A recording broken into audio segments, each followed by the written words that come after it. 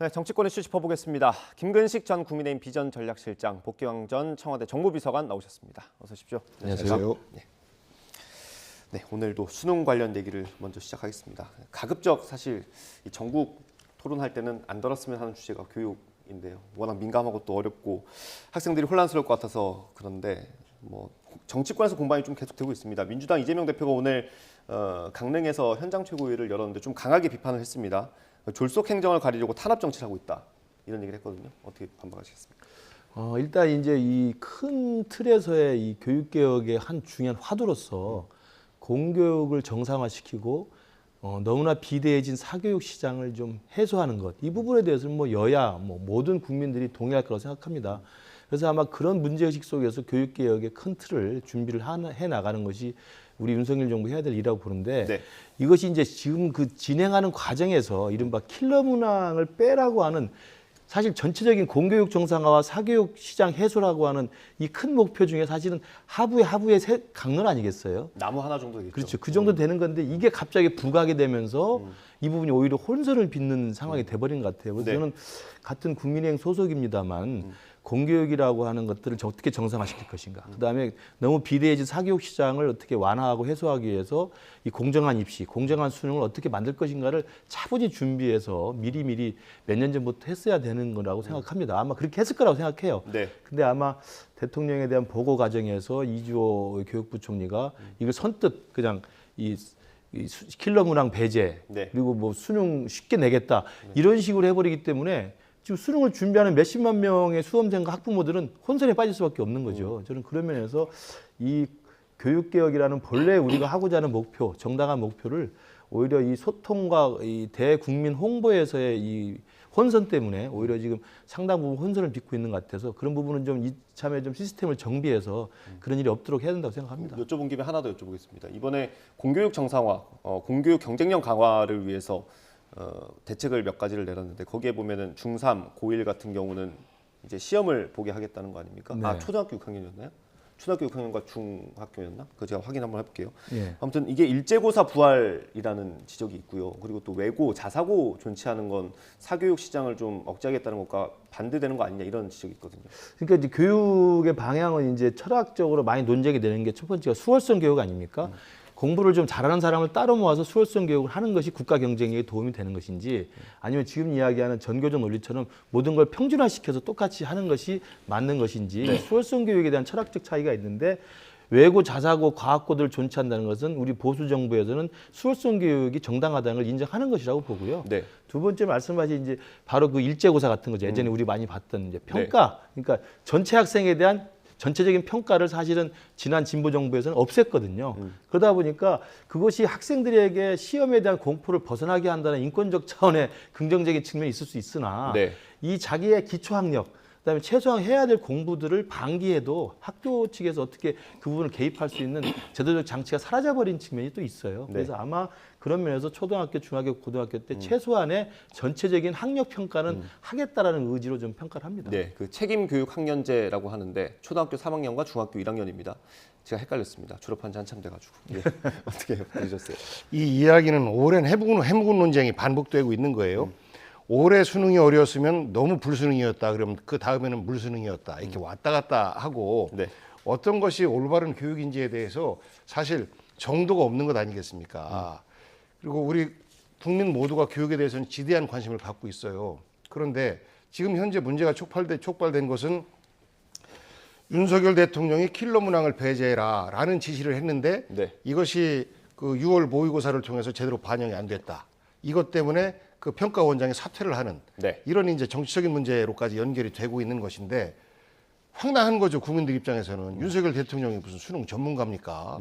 킬러 문항이 뭔지 본인이 어떻게 알겠어요. 그런데 이것을 어찌 보면 과거 권위주의 시대의 대통령의 한마디가 곧바로 행정기관을 통해서 다 관통돼야 되는데 그게 안 됐다라고 화내는 모습이에요. 네. 그러다 보니 모의고사 현장에서는 뭐가 문제지? 라고 고개를 깨우뚱하고 있는데 원장까지 사퇴하니까 야 그럼 이번 수능은 어떻게 나오는 거야? 라고 하면서 현장의 대혼란이 사실상 문제의 본질인데 네. 이 문제의 본질을 덮기 위해서 사교육 시장을 뭐 일종의 탄압하는 이러한 형태로 현재 변질되고 있는 모습이에요. 네. 야, 이거를 두고 졸속행정을 덮기 위해서 탄압한다, 뭐 이런 말을 한 것 같은데요. 저는 대통령께서 실수했다고 봐요. 그리고 이것을 풀어나가는 과정에서 이주 장관 잘못한 거죠. 저는 대통령이 장관에게 핑계를 대고 혹은 장관은 평가원장에게 책임을 묻고 이러지 말고 이게 잘못되어 전달되었다라고는 대통령이 국민들께 고백하면 될 거라고 봐요. 네. 그런데 그렇지 않고 있으니까 대통령이 무슨 전지전능한 신은 아니잖아요. 네.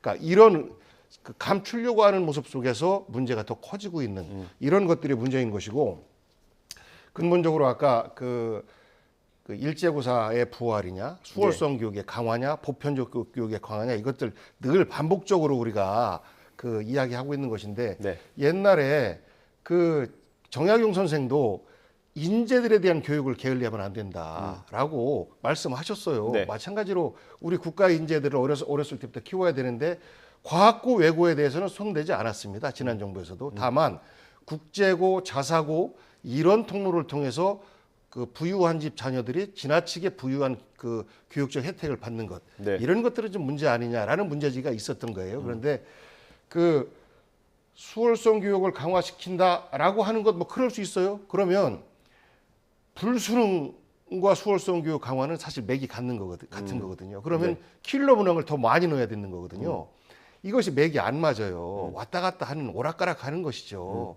그래서 저는 교육 문제는 백년지 대계고 어찌 보면 가장 보수적으로 변화되는 분야가 교육 분야인데 이렇게 졸속적으로 대통령 한마디에 출렁출렁 되는 것, 네. 이건 정말 후진국형 모습이라서 네. 우리 저 김근식 실장님 말씀하신 것처럼 교육 문제만큼은 정치권이 가타부타 하지 말고 교육계와 국민들의 정서를 전 담아서 천천히 차츰차츰 혼란스럽지 않게 변화와 방향을 모색해 나가는 것이 네. 바람직하다라고 생각합니다.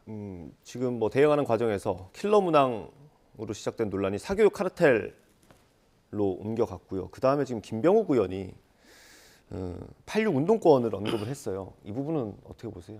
뭐 이제 그 민주당과 이제 좀 친한, 또 민주당과 좀 친화적인 그 강남 사교육 학원 업계의 이제 대표적인 분들이 있긴 합니다. 저도 뭐 제 선배 후배 알고 있고, 네.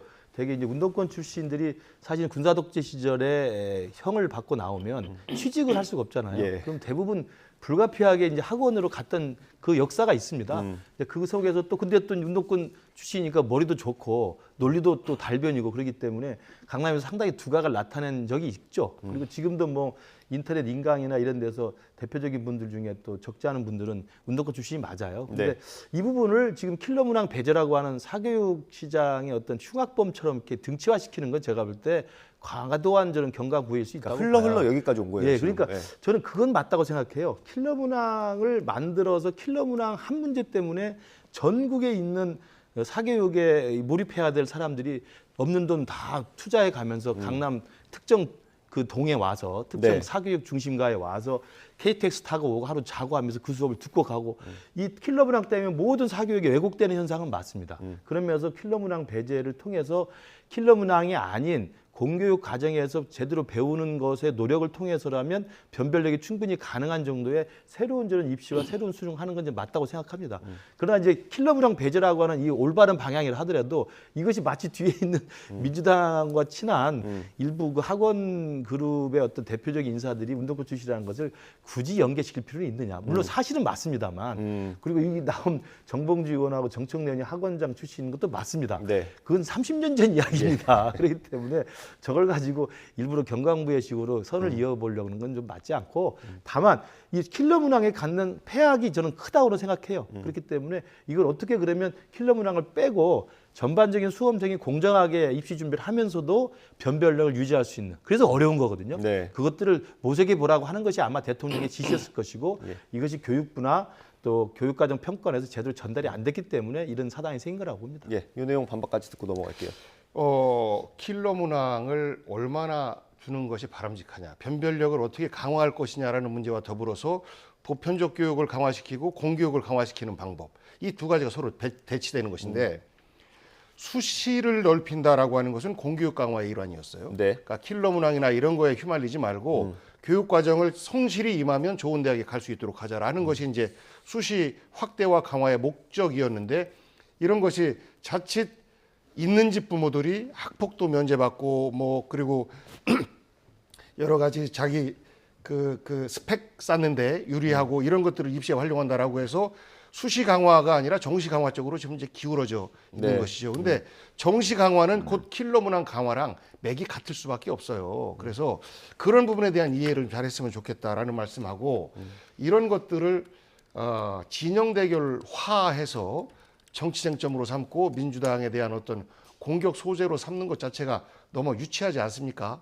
말씀하신 것처럼 80년대 운동권에 있었던 분들이 감옥 갔다 오고 취직할 수가 없으니까 이제 과외나 학원 이쪽 시장으로 많이 갔어요. 그런데 지금 이철규 사무총장이 얘기했던 일타 강사나 뭐 100억, 200억 연봉이나 이런 사람들은요.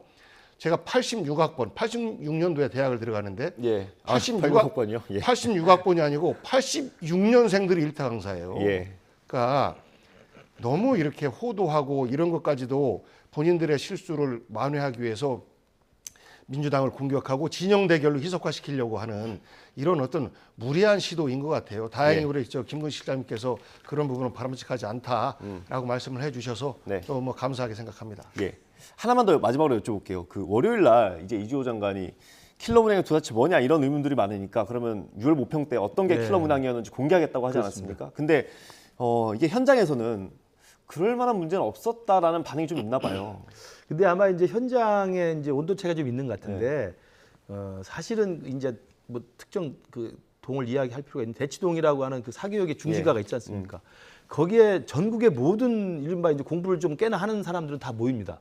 이유는 딱 하나예요. 킬러 문항 잡으려고 하는 거예요. 왜냐하면 킬러 문항을 제한 나머지는 대부분 열심히 공부하면 전부 다 실수하지 않으면 맞출 수 있는 부분들이기 때문에 그렇기 때문에 지금 말씀하신 우리의 그동안의 입시의 제도의 변천이 있었지 않습니까? 네. 저희들은 이제 학력고사 세대입니다만 예. 1등부터 꼴등까지 줄 세워서 그냥 알아서 가면 되는 것이었으니까 네. 단순했지만 사실은 또 불만도 많았던 게 예. 있었고 그다음 나온 게 이제 이 수시 교육 아니었습니까? 수시는 조국 사태에서 드러났듯이 부모님의 백, 부모님의 스펙 쌓기, 인턴십 뭐 유조, 뭐 수장장 유조 이걸로 들어갈 수 있었던 또 이 빈익빈 부익부 현상이 있었기 때문에 정시가 강조되다 보니까 정시는 변별력 하다 보니까 이제 킬러의 킬러로 간 거예요. 이건 저는 사실이 맞다고 봅니다.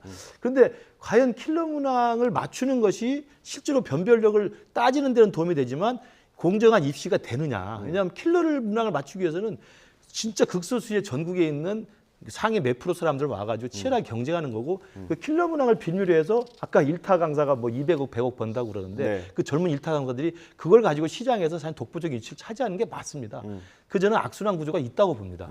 그걸 깨트리자고 아마 이제 대통령이나 그 이주호 교육부 총리가 이제 지시했던 게 킬러 문항을 빼고도 변별력이 강조되는 그런 걸 찾아보라고 한 거고요. 예. 저는 그 해법을 찾으면 된다고 생각하고 저는 다음 주에 공개한다고 하면 저는 공개할 필요는 한번 있다고 봐요. 왜냐하면 국민들이 킬러 문항이 뭔지 모릅니다. 그러니까 그 문제를 공개하는 거는 뭐 다 볼 수 있을까 괜찮은데 정답률을 정확하게 공개를 하느냐 예. 이게 좀 관건인 것 같거든요. 아마 킬러 문항이라고 공개할 거면 정답률을 공개할 수밖에 없겠죠. 예. 근데 이제 그 현장에서 봤을 때는 그 정도로 킬러 문항 없었던 것 같아라는 반응이 지금까지 나오는 것 같더라고요. 그래서 그 현장은 아마 이제 그 굉장히 공부를 열심히 했던 현장인 것 같습니다. 아니 그러니까 의아한 게 야 6월 모의고사에 이렇게 어려운 문제가 나왔다. 이건 문제 아니냐라는 문제 제기가 교육 현장에서 나오든지 혹은 뭐 언론에 문제 제기가 있든지라고 해서 불거졌으면 이해가 돼요. 그런데 그런 말이 하나도 없는데 자체적으로 불거졌단 말이죠. 그렇기 때문에 이건 좀 비상식적이다. 그동안의 모습과는 이렇게 얘기하고 있는 겁니다. 예, 일단 뭐 월요일 날 발표를 한다고 하니까 정답률이 얼마나 되는 걸 발표하는지 한번 지켜보면 될 것 같습니다. 그리고 이제 문항을 한번 보는 게 국민들이랑 필요합니다. 그래서 저는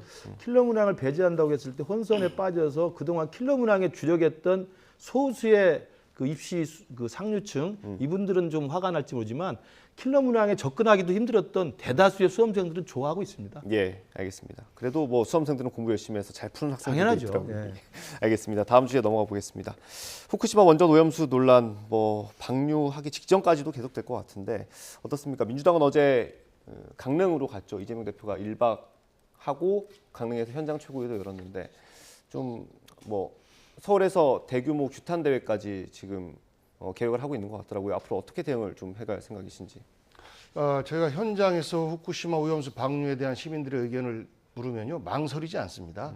극소수 정말 국민의힘을 지지하는 윤석열 대통령을 지지하는 일부 빼고는 서명해달라라고 하면 망설이지 않고 서명을 해줘요. 어른들, 뭐 학생들 뭐 가리지 않습니다. 네. 이런 것처럼 우리 국민 모두가 걱정이 많은 것이죠. 과거에 우리가 저 일본의 원자폭탄이 떨어졌을 때 그 낙진, 방사능 이런 걸 가지고 우리 어렸을 때도 많이 그 공부를 했었고 네. 그리고 그 체첸 그 사고가 났을 때 그때도 마찬가지로 그것 때문에 우리 국민들이 이 저 갑상선암이 많다 뭐 이런 말들도 나오고 있는 건 아니겠습니까? 이게 과학적으로 아직 검증은 안 되고 있습니다만 그런 우려들이 많아요. 그래서 지금 이 후쿠시마 오염수 방류에 대한 안전이 확보가 되었다, 검증되었다라고 하지 않는 이상은 국민들의 걱정은 계속 커질 수밖에 없고 네. 야당의 입장에서는 이것에 대한 안전 대책을 일본이 내놔라라고 주장할 수밖에 없는 거고 네. 그 국민의 생각을 대변하지 않는 대통령과 정부에 대해서 사실 정치적으로 공격하는 것이 지극히 당연하다고 봐요. 그래서 이런 국민들의 걱정을 괴담으로 몰지 말고 어떻게 하면 합리적으로 국민들을 이해 설득시킬 수 있을지에 대해서 일본에게 그 대안을 내놔라라고 이야기하는 것이 정상인데 그렇지 않고 있잖아요. 오히려 내가 대신 오염수 뭐 마실 수 있다. 이런 말을 총리 입에서 하고 그러니까 이게 대한민국 정부인지 일본 정부인지 헷갈린다라고까지 얘기하는 거 네. 아니겠습니까? 그래서 정치적으로 볼 때 후쿠시마 오염수 방류는 윤석열 대통령에겐 굉장히 불리한 이슈고 민주당에겐 유리한 이슈예요. 그런데 정치적 유불리를 떠나서 우리 후세들에게 과연 이것이 바람직한지 우리 인류를 위해서도 이렇게 하는 것이 바람직한지에 대한 종합적인 검토가 돼야 되는데 지금은 사실 막다른 정쟁으로 이게 치닫고 있어서 그 후쿠시마 오염수가 위험하다라고 하는 건 괴담이다라는 측면과 또 하나는 일본의 입장을 대변하고 있는 지금의 국민의힘은 뭐 자민당 한국 지부냐 뭐 이런 공격이 서로 막다르게 치닫고 있어서 결국은 아무런 성과도 내지 못하고 일본은 그냥 방류를 한다면 이 걱정과 우려는 우리 국민과 우리 후세들에게 전가되지 않을까라는 생각 속에서 민주당은 계속해서 국민들에게 후쿠시마 오염수 방류에 대한 어떤 우려를 전달하고 있는 겁니다. 어제 국회에서도 복지부 장관이 오염수 처리된 건 마실 수 있다라는 답변을 했던데 이거 물어보는 사람의 질문이 잘못된 겁니까? 답변이 잘못된 겁니까? 국회의원들이 굳이 그거를 계속 국무위원들에게 계속 물어야 되는 거예요? 어느 교수가 그랬잖아요. 마실 수 있다. 예. 라고 대답을 해놓고 여기에 대해서 그러면 총리는 마실 수 있습니까? 라고 하니까 안전이 검증된 거라면 마실 수 있습니다. 네. 근데 근데 안전이 검증된 거라면 어디까지의 안전 검증인지에 대해서는 모르는 거죠. 다만 마실 수 있다라는 속에서 국민들에게 안전하다라는 어떤 이미지 인식을 전달하고 있기 때문에 그런 것들에 대한 문제를 지적하기 위해서 뭐 그런 질문이 나오는 것 같은데요. 저는 대한민국이 어떻게 대한민국 국민들을 안심시키면서 그리고 인근에 있는 태평양 연안 국가들과 함께 이 문제의 안전성을 최대한 높이기 위한 노력을 네. 해야 되느냐라는 것으로 저는 여야가 좀 방향을 바꿨으면 어떤가라는 생각을 좀 해봤습니다. 충분히 시간 드릴게요. 예, 우선 그 야당이 지금 우리 복귀왕 비서관이 말한 것처럼 저렇게 합리적인 문제 제기, 불안감을 해소해 달라라고 이야기하는 건 뭐 응당 야당이 해야 될 일입니다. 네. 그리고 안전이란 문제는 과도할 정도로 안전을 챙기는 게 기본적인 거예요. 네. 그렇기 때문에 지금 서명운동 받으면 적지 않은 분이 서명에 참가한다는 게 바로 그겁니다. 그러니까 저 괴담을 믿어서가 아니라 그래 좀 더 안전했으면 좋겠어. 안전해준다면 좋지. 그러니까 안전이 100%가 안전하다고 해도 120%를 해준다고 하면 거기에 당연히 동의를 하게 돼 있고 네. 1%만 좀 부족하다고 그 1%를 채워달라고 하는 게 안전에 대한 국민들의 여론입니다. 네. 그래서 그 부분은 그렇게 보는 게 맞고요. 그렇기 때문에 야당에서 말한 것처럼 일본이 방류를 한다고 했을 때 이게 허점은 없는지 제대로 검증이 되고 있는지 더 궁금한 것들을 우리가 정보를 요구할 건 없는지 일본이 더 설명이 필요한 건 없는지 저는 이런 것들을 야당이 해줬으면 좋겠어요. 근데 저는 그걸 들어본 적이 없어요. 한 번도 들어본 적이 없고 핵폐수다. 그다음에 우물에다 독극물 푸는 거다. 먹이면 다 죽는 방사능 테러다. 뭐 소금이 다 없다. 이런 식의 확인되지 않은 근거와 자료와 데이터가 없는 그냥 불안만 부추기는 이야기들을 막 하고 있는 거기 때문에 이 여당 측에서 그건 정부를 책임지고 있는 입장에서 그렇지 말라라고 이야기하는 거거든요. 저는 그래서 야당이 제대로 아까 복비서관님 말씀대로 궁금한 거, 더 정보를 요구할 거, 일본에 좀 요구할 내용, 그다음에 뭐 우려 사항, 뭐 개선을 요구하는 보완 사항 이런 것들 전달해 줬으면 좋겠고 그걸 해달라고 지금 정부가 일일 브리핑 하고 있잖아요. 일일 브리핑해서 과학적 증거와 데이터 같은 걸 가지고 지난주에 그것도 제가 발표하는 걸 봤습니다. 이른바 알프스라고 하는 다액종 제거 시설을 보니까 10년 동안 고장이 몇 번 났더라. 네. 그 일본에 요구해야 됩니다. 고장 난 걸 밝혀라. 뭐 그런 걸 하는 건 야당이 해야 될 일이에요. 예. 저는 그런 걸 해주면 생산적인 토론이 될 텐데 우물에 독극물 풀었다. 이런 식의 이야기를 하고 전국을 떠돌아다니니 저 안전에 대한 국민들의 불안감을 계속 활용해서 저는 정치적 공세를 하고 있다는 말씀을 좀 드리고 네. 두 번째로는 이 원전 오염수를 그 바다에 방류하는 거 말고 다른 방안이 있다면 그걸 대안을 제시했으면 좋겠어요. 그거는 국회에서 몇 번 나왔던 것 같습니다. 그러니까 뭐 콘크리트 관련해서 하는 게 있는데 그건 구체화해가지고 이미 도쿄전력이나 IAEA에서 한 서너 가지 그 시나리오 중에 있습니다. 그러나 거기에 대해서는 비용과 안전성 문제를 다 타산해 본 다음에 해양 방류가 비용과 안전 관점에서는 가장 적합하다는 판단하에서 하고 있는 걸로 제가 알고 있습니다. 그러니까 그 부분에 대해서도 그거 말고 무작정 이건 안 된다라고만 하지 말고 다른 대안이 있으면 전문가를 동원해서 이러이러한 내용들이 있으니까 이런 걸 고려해 달라고 이야기했으면 좋겠다는 말씀 드리고 근데 지금 민주당의 태도는 뭐냐면 IAEA가 곧 검증의 결과를 낼 텐데 네. IAEA 검증 결과를 미리부터 믿지 않습니다. 그렇지 않습니까? 저는 그래서 그 부분에 대해서 어떻게 설명을 드리냐면 우리 한국의 식품의약품 안전처라는 게 있습니다. 예. 식약처가 유일하게 공신력 있는 정부기관으로서 이 식품을 먹어도 되는 건지 이 불량식품을 팔으면 되는 건지 안 되는 건지 그다음에 이 약품을 시판을 하면 되는 건지 안 되는 건지를 결정하는 기구예요. 네. 그러면 국제사회에서 이 해양 방류를 하게 되는 원자력 오염수에 대해서 원자력 안전에 대해서 그런 공신력 있는 결정을 내는 기구가 어디가 있습니까? 네. IAEA 말고는 없습니다. 그러면 적어도 민주당은 IAEA 검증을 더 요구하고 검증에 대해서 더욱더 우려를 전달하는 게 맞지. IAEA는 일본 편을 드는 거냐 저놈들 무조건 믿어서는 안 된다. 라고 이야기하면 대안이 뭐가 됩니까? 네. PIC라고 해서 태평양 도서국가 포럼 몇 명 민간 전문가들 진보 진영 있는 사람 모여가지고 으쌰으쌰 안 된다고 하는 것들이 그 대안이 됩니까? 그렇지 않거든요. 저는 그래서 제발 합리적 토론을 하면서 요구할 사항과 전달 사항을 좀 줬으면 좋겠고 지금 정부 입장도 문재인 정부 때 정의용 외교부 장관, 우리 지금 윤석열 정부 입장도 똑같습니다. 네. 지난 5월 달에 히로시마에서 나왔던 G7 공동성명에 나온 거랑 똑같아요. 인간과 환경에 해를 끼치지 않도록 하기 위해서 IAEA 안전기준과 국제법에 따른 국제원자력기구의 독립적 검증을 지켜보고 지지한다라는 게 지금 입장입니다. 그리고 그 검증에 좀 더 많은 이것들 요구해 줬으면 좋겠다는 거예요. 예. 근데 지금 그게 아니지 않습니까? 알겠습니다. 그래서 괴담이라고 이야기하는 거죠. 알겠습니다. 그 부분은 좀 충분히 말씀하시지 않았어요, 두 분 다? 한 10분 한 것 같습니다. 이건 아마 과한 것 같고요. 예. 그러니까 윤석열 대통령과 현 정부가 후쿠시마 오염수 방류 아무 문제 없어요. 왜 국민 여러분 왜 그러세요? 그런 말 한 적 없습니다. 야당은 거짓말만 해요. 그러니까 거짓말하는 한 거지 안전하다고 말한 적이 없어요. 라는 것처럼 느껴집니다. 야당이 계속 괴담을 퍼부으니까 이야기하는 거죠. 그게 우리 정부의 잘못인가요? 일본의 잘못인데 왜 우리가 그렇게 내가 먼저 마실 수 있다라는 정도로 대통령이 나서고 총리가 나서는지 이해가 안 돼요. 그러니까 이러한 국민의 우려가 괴담이다라고 하는 말을 일본 수상이 하면 이해가 돼요. 그런데 우리 정부가 나서서 우리 국민들의 우려를 괴담으로 이렇게 격화시키는 것 저는 우리 국민들이 동의하지 않을 거라고 봅니다. 야당의 역할로서 합리적인 문제 제기와 합리적인 개선 방안, 합리적인 일본에 대한 그 검증의 기준들을 설명하는 게 필요하다는 것이지 독극물에 오염수 우물에 독극물 풀었다고 이재명 대표 말하고 다 하지 않습니까? 예. 그 이야기를 어떻게 믿으라는? 그럼 식약처가 결정한 내용에도 불구하고 그 식품을 먹으면 안 되는 겁니까? 공신력 있는 기구는 어디서 해야 되는 겁니까? 그러니까 야당은 가만히 있으라. 아니죠. 국민들도 가만히 있으라. 합리적인 걱정하지 생산적인 마라. 대안을 내라는 거예요. 이렇게 하면요. 합리적인 가만히 대안을. 있으라라는 거예요. 사실 가만히 있으라는 게 아니고 모든 키는 정부가 갖고 있는 야당의 것인데 역할을 제대로 해라는 이야기죠. 알겠습니다. 예. 야당의 이 정도 하시죠. 이거 우려를 전달하는데 네. 그 그러니까 우려 전달을 그 우려를 합리적인 데이터와 객관적 자료를 폄하하고 해달라는 일본의 거죠. 입장에서 비판을 하고 하니까 오히려 더 갈등이 커지는 거 네, 아니겠습니까? 알겠습니다.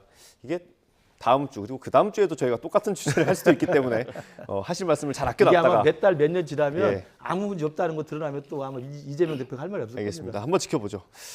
각 당 얘기를 짧게 하나씩 해봐야 될 것 같습니다. 일단 국민의힘 얘기를 먼저 해볼 텐데 사고당협 40개가 있는데 이 중에 4개를 빼고 다 당협위원장을 다시 뽑기로 한 거죠. 지금 남겨놓은 것은 노원병, 강남갑, 부산 중령도, 사천 남해 하동 이렇게 되어 있는데 노원병은 이준석 전 대표, 강남갑은 태영호 의원 지역 당협위원장을 했던 곳입니다. 이 두 곳을 비워둔 이유 어떻게 해석을 해야 됩니까? 이제 논리적으로 태용호는 당원권 정지 3개월인가 그렇잖아요.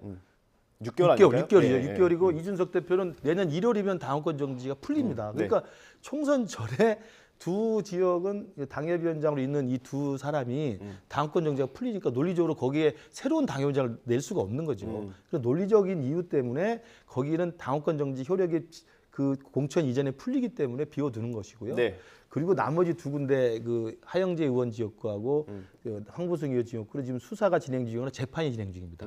그리고 이제 우리 당 출신의 국회의원인데 탈당을 했죠. 네. 그러면 저런 지역구는 우리 당 내규에도 있습니다. 공천 기준 중에 전략 공천을 할 수 있는 기준을 몇 개 정해놨는데 네.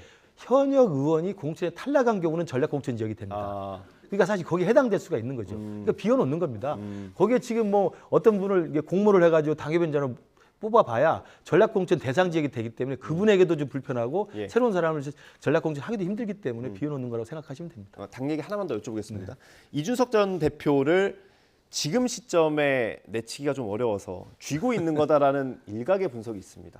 그건 이제 공교롭게도 징계를 받은 게 내년 1월인가 끝나지 않습니까? 네. 공교롭게 그 날짜가 돼 있기 때문에 이 부분을 사실은 새로운 당협위원장을 공모하기가 어렵다는 논리적 설명을 드리고요.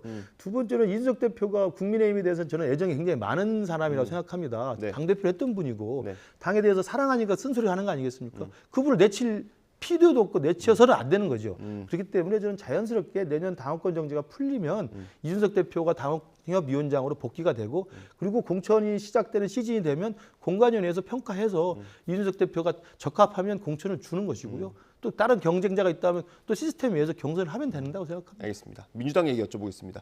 김은경 혁신위원장이 들어오고 이제 혁신위원들도 좀 꾸렸죠. 오늘 두 번째 회의가 있는 것 같은데 첫 회의에서 가죽 벗기고 뼈를 깎는 노력을 하겠다 이런 얘기를 했는데 공천 룰 관련해서 좀 손을 댈 수도 있다는 전망이 있습니다. 이게 혁신위에서 가능하겠습니까? 만만치는 않아 보입니다만 실제 지금 시기에 당 혁신의 핵심 내용은 공천의 혁신을 어떻게 가져올 거냐라는 게 어찌 보면 내용의 핵심일 수도 있어요. 그래서 혁신위에서 공천 부분을 손을 안 댈 수도 없고 또 대기에는 너무 또 뜨거운 주제고 네. 그래서 걱정일 텐데 저는 결단한 것 같습니다. 공천 룰과 관련해서 일정 부분 현역 기득권에게 유리할 수 있는 이런 조항들에 대해서는 손보겠다라는 의지를 천명한 것이라고 봐요. 그러면 이제 이것이 현직 의원들 같은 경우 일부 우려가 되는 분들이 있을 겁니다. 네. 이제 이분들의 반발은 불가피할 텐데 혁신의 과정은 늘 반발이 있기 마련 아니겠습니까? 좀 그래서 김은경 혁신위원장의 이런 결단 저는 바람직하고 좀 충분히 그 기대를 갖고 지켜볼 수 있겠다라고 생각하고 있습니다. 짧게 평가 들어볼까요? 근데 이제 그게 친명계의 어떤 후보자나 친명계 쪽에서 총선에 나가려는 분들로 이른바 비명으로 찍혀 있는 지역구 현역들을 내치는 네. 수단으로 될 가능성이 지금 벌써 우리가 되는 거죠. 그렇게 되면 또 논란이 한번 그렇죠. 커지겠죠. 그러니까 이른바 수박이라고 이제 개딸들에 의해서 규정된 지역구가 몇 개 있지 않습니까? 대표적인 비명계 현역 의원들이 있습니다. 예. 이분들을 내치기 위해서 현역 기득권을 배제하겠다라는 식의 공천룰을 만들고 거기에 친명계로 분류되는 새로운 신진 인사가 가는 걸로 한다면 아마 개파 갈등이 더 커질 수도 있다. 이제 그 부분은 이제 오해를 하셔서 혁신위는 혁신이고 기본적인 큰 틀의 룰을 이야기하는 것이고 그 다음에 그 말씀하신 친명계냐 비명계냐 이 갈등은 나중에 이제 공천관리위원회에서 그런 것들을 할 거기 때문에 그 사실 혁신위에서 할 수 있는 일이 아닙니다. 그런데 이제 혁신위의 이런 방향이 일부 의원들에게 나에게 불리하게 적용되지 않을까라는 우려 때문에 미리부터 이제 견제구를 던지는 것인데요. 네. 말씀하신 것처럼 거기까지는 혁신의 활동 영역이 아니다라는 말씀드립니다.